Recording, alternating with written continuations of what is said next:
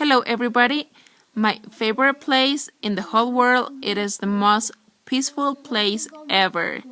And I like to be there for at least once a week so I can forget a little bit about what is to live in a really crazy city.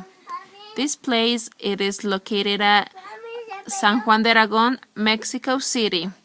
And the name of this place it is the Mexico City Temple, and it is the most special place for LDS members to be outside, but also inside of. I like the building, the Mexico City building, because it reminds me a little bit more about our culture. And inside, I love the way the white walls are, and the mirrors and everything. It's so beautiful.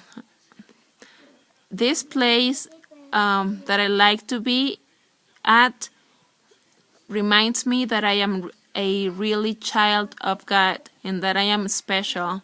And I think that's the main reason why I like to be there very much. Because when I have problems or when I am very thankful, I try to be there and feel a little bit more close to God.